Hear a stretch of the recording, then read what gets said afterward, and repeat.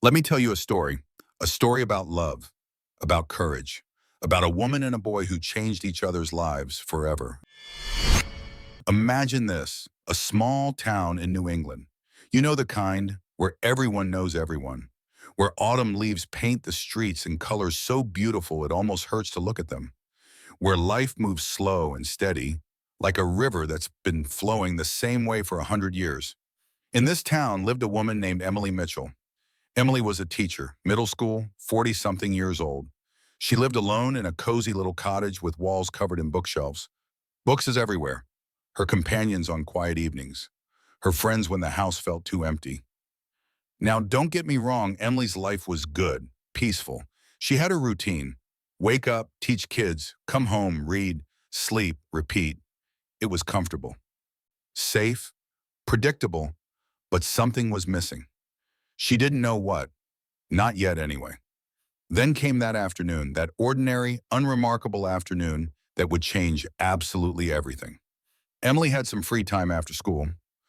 On a whim, or maybe it was something deeper, something she couldn't quite name, she decided to visit the local foster care center. She'd been thinking about it for a while, volunteering maybe, helping out somehow. She walked through those doors, and that's when she saw him. Magnus, 8 years old, African American. And oh, that smile. That smile could light up the darkest room you've ever been in. His laugh, infectious, joyful, full of life. The kind of laugh that makes you want to laugh too, even if you don't know what's funny. There was something about this boy, something magnetic, like a pull Emily couldn't explain. The staff told her Magnus's story, foster home after foster home, temporary placement after temporary placement. A childhood of packing bags and saying goodbye, a life of never quite belonging anywhere. But here's the thing, despite everything, despite all the hurt, all the instability, all the reasons he had to be angry at the world, Magnus smiled, he laughed, he played with the other kids. He had this spirit that refused to be broken. Emily looked into his bright, hopeful eyes, and in that moment, she knew. She just knew, but knowing and doing, those are two very different things. That night, Emily couldn't sleep. She lay in bed, staring at the ceiling, her mind racing. Adopting a child? Her? A single woman in her 40s? Was she crazy? And it wasn't just about being single. No, it was more complicated than that. Magnus was black, Emily was white. Their little town, mostly white, very white. Transracial adoption. Emily had read about it, the challenges, the complexities, the questions she'd need to answer, not just from others, but from herself. Could she honor Magnus's heritage? Could she help him navigate a world that might judge him by the color of his skin before it ever knew his heart? Could she be enough? The doubts came in waves. What if she messed up? What if she wasn't strong enough? What if she couldn't protect him from the prejudice she knew he'd face? Night after night, Emily wrestled with these questions. She thought about the whispers there would be in town, the stares, the judgment. She thought about how hard it would be for Magnus, growing up as one of the few black kids in a mostly white community. But then she thought about his smile, his laugh, his spirit, and she thought about something else too, something simple but powerful. Every child deserves love. Every child deserves stability. Every child deserves someone who believes in them. Magnus deserved that too. So Emily made her decision, not recklessly, not without understanding the weight of what she was taking on, but with her whole heart. She was going to adopt Magnus. The day Magnus moved in, everything changed. That quiet cottage of Emily's, not quiet anymore. Suddenly there was laughter bouncing off the walls, the sound of sneakers thumping on hardwood floors, the excited chatter of a boy who finally had a place to call home. Magnus had his own room, his own bed, his own space that was actually his, not temporary, not for now, no, his.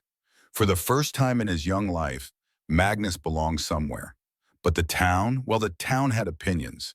Emily and Magnus became the talk of the community, whispers in the grocery store, curious glances at church, conversations that stopped when they walked by. An older white woman adopting a young black boy in their small town? People had thoughts. Oh, did they have thoughts? But Emily didn't care. Not about the whispers, not about the stares, not about what people said behind her back. She cared about Magnus. That was it. That was everything. From day one, Emily knew that loving Magnus meant more than just providing food and shelter. It meant honoring who he was, all of him, including his African-American heritage. So Emily did her homework. She read books about Black history and culture. She sought out connections with the few Black families in their area. She made sure Magnus had books with characters who looked like him, movies that reflected his experience, role models who showed him what was possible. Was it hard? Yes. Did Emily make mistakes? Absolutely. She was learning as she went, stumbling sometimes, but always getting back up. She faced her own biases, had uncomfortable conversations, realized how much she didn't know, but she kept learning, kept growing, right alongside Magnus. Because here's what Emily understood. Her love alone couldn't protect Magnus from racism, but she could give him something powerful, pride in his heritage, tools to navigate an unfair world, and the unshakable knowledge that he was worthy, valuable, and loved. The challenges came quickly. Magnus faced racial bias at school, teachers who expected less from him, kids who made thoughtless comments, strangers in stores who watched him a little too closely, as if waiting for him to do something wrong. Each incident hurt. Each one planted a small seed of doubt in Magnus's mind, but Emily was there, always, attending every school meeting, confronting bias when she saw it, teaching Magnus that his worth wasn't determined by other people's prejudices. She became more than his mother. She became his fiercest advocate, his protector, his champion. And then, when Magnus was 11 years old, something amazing happened. He discovered basketball. It started casually, playing during recess, shooting hoops after school. But pretty quickly, it became clear that Magnus had something special. The way he moved with the ball, the rhythm of his dribbling, the swoosh of a perfect shot. It was like the game spoke to him in a language only he could understand. Basketball became more than a hobby for Magnus. It became his passion, his joy, his way of expressing himself. And Emily knew absolutely nothing about basketball. Nothing. But that didn't matter. She showed up to every single game. Rain, shine, snow, didn't matter. Emily was there, sitting in those bleachers, cheering louder than anyone else, learning the rules as she went. She became that mom. You know, the one who's always there, the one whose support never wavers, the one who believes in her kid even when the score is 50-12 and they're losing. Emily's message was clear. I believe in you. I see your talent. I'm here for your dreams. But even the basketball court, Magnus's sanctuary, wasn't safe from prejudice. People made assumptions. Oh, he's naturally athletic because he's Black. As if Magnus's countless hours of practice meant nothing. As if his dedication and hard work could be reduced to a stereotype. Opponents tried to intimidate him with slurs. Coaches sometimes overlooked him. Fans sometimes said things that cut deep. Each incident made Magnus question himself, made him wonder if he'd ever truly belong. That's when Emily's role became even more critical. She sat with Magnus after the tough games, listened when he needed to vent, helped him process the pain and anger, and she taught him something crucial. Your identity is your strength, she told him, not your weakness. Your heritage, your culture, who you are, that's what makes you powerful. Don't let anyone tell you otherwise. Emily made sure Magnus understood that his talent and character defined him, not stereotypes, not prejudice, not the narrow-minded views of people who didn't know him. She helped him see his African-American heritage as something to be proud of, something beautiful, something worth celebrating. High school brought bigger challenges. The prejudice became more pronounced, the stereotypes more ingrained, the pressure to fit in more intense. Magnus found himself caught in the middle. Part of him wanted to blend in with his mostly white classmates, but another part knew that would mean hiding who he really was. His basketball skills earned him recognition, respect, but also envy and more scrutiny. Every success was analyzed through the lens of race. Every mistake was amplified. It would have broken a lot of kids. But Magnus, Magnus channeled everything into his game. Every jump shot became his answer to the stereotypes. Every assist, a statement against prejudice. Every victory, proof that talent and character matter more than the color of your skin. Basketball transformed from a game into Magnus's voice, his way of showing the world who he really was. And through it all, Emily stood beside him, his anchor, his ally, his constant reminder that he wasn't fighting alone. She attended every game, every parent meeting. She confronted discrimination head on, created a home where Magnus could be himself, process his experiences, and find strength for the next day. Together, they were building something powerful. Not just a mother-son relationship, a partnership, a team, an unbreakable bond forged through love, struggle, and unwavering commitment to each other. Magnus's talent kept growing. His reputation spread beyond their small town. By junior year, college scouts were showing up to his games. Watching this remarkable young man who combined incredible athletic ability with maturity beyond his years. The state championship came, and Magnus dominated. His performance was spectacular. Technical skill, strategic thinking, composure under pressure. He captivated everyone who watched. The scholarship offers poured in. Prestigious universities, amazing opportunities, different paths forward. After long conversations with Emily, lots of them, Magnus made his choice, a university known for its basketball program and academic excellence. But here's what made Magnus special. Despite the growing fame, despite the media attention, despite everything changing around him, Magnus stayed grounded. He remembered the values Emily taught him: humility, gratitude, respect. And in every interview, every public appearance, Magnus did something that made Emily's eyes well up with tears. He redirected the praise, pointed it right back at her. He talked about Emily's courage in adopting him, her unwavering support, her fierce advocacy. He painted a picture of a woman whose love transcended biology, whose strength defied social norms, whose belief fueled his dreams. Their relationship had become something extraordinary. More than mother and son, a partnership built on mutual respect, shared struggle, unconditional love, and profound gratitude. Magnus's success wasn't just his, it was theirs. Every achievement, a tribute to Emily's sacrifices. Every milestone, a testament to her love. And this was just the beginning. Because the best part of their story, that was still to come. So Magnus went off to college. Can you imagine that little boy who once bounced between foster homes, now heading to one of the best universities in the country? Full scholarship, full ride. Emily helped him pack. And let me tell you, saying goodbye wasn't easy. That cottage that had been filled with Magnus's laughter for years, about to be quiet again. But this was different from before. This wasn't emptiness. This was pride. This was watching someone you love step into their destiny. Magnus promised to call every week, and he did. Every single week. College was amazing for Magnus. His game elevated to a whole new level. He wasn't just good anymore. He was exceptional. The kind of player that makes you stop whatever you're doing and watch. His coaches saw it. His teammates saw it. Everyone saw it. But you know what Magnus never forgot? Home. That small New England town. That cozy cottage. That woman who believed in him when the rest of the world was still making up its mind. 4 years flew by. Magnus graduated with honors. Honors. Not just an athlete, but a scholar too. Emily made sure of that from day one. And then came the moment that seemed impossible just years before. The professional draft. Magnus's name was called.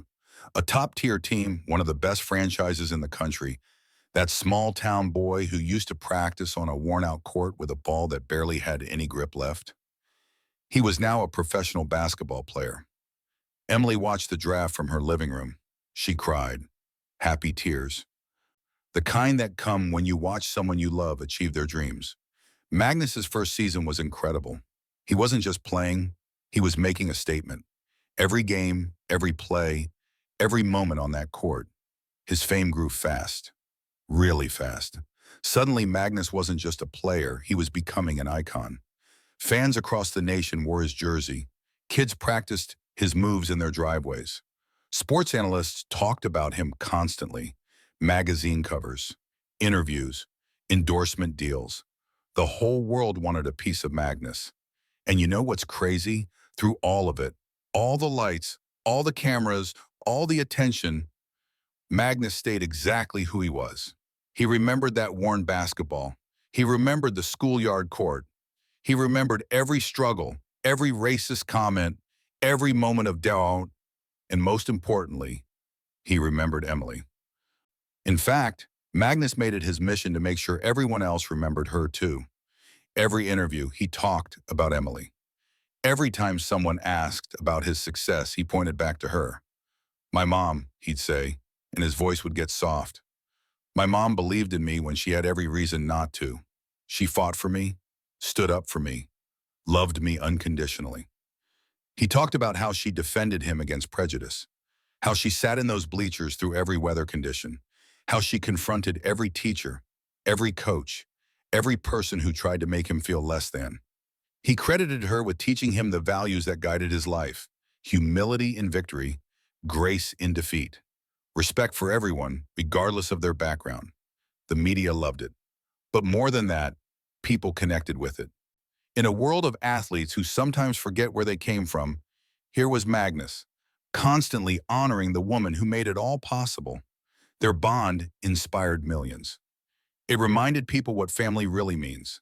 Not biology, not blood, but commitment, love, showing up, believing in someone even when it's hard.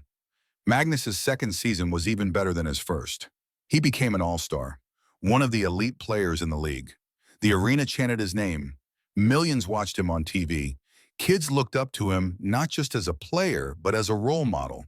But something was brewing in Magnus's heart. A plan. Something big. He'd been thinking about it for months. How could he truly honor Emily? How could he take this platform, this success, this opportunity, and turn it into something meaningful? Then it hit him, and once the idea took root, Magnus knew exactly what he had to do. It was a regular season game, nationally televised. The arena was packed, thousands of fans in the seats, millions watching from home. But this night was going to be anything but regular. Magnus had arranged everything in secret. Even Emily didn't know. He'd invited her to the game, told her it was special, but didn't tell her why. She sat courtside, a little overwhelmed by the noise, the energy, the sheer magnitude of it all. Even after all these years of attending Magnus's games, the professional level was different. Bigger, louder, more intense. The first half was competitive. Magnus played well, but you could tell his mind was elsewhere. He kept glancing at Emily, making sure she was okay, making sure she was there. Then came halftime. Usually the players head to the locker room.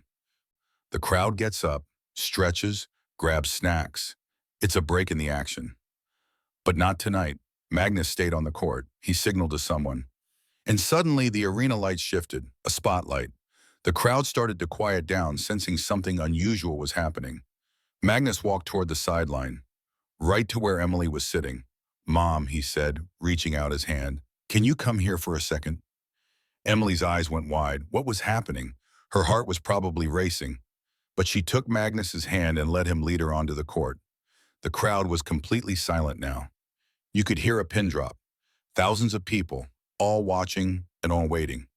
Magnus was handed a microphone. He looked at Emily, then at the crowd, then at the cameras he knew were broadcasting this to millions, and he started to talk. "When I was 8 years old," Magnus's voice echoed through the arena, "I was just another kid in foster care, bouncing from home to home. No stability, no permanence, no one who was truly mine." Emily's eyes started to well up. She knew this story. She lived this story.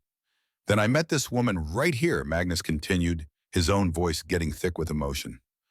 "Emily Mitchell, a teacher from a small town who had absolutely no reason to take a chance on me."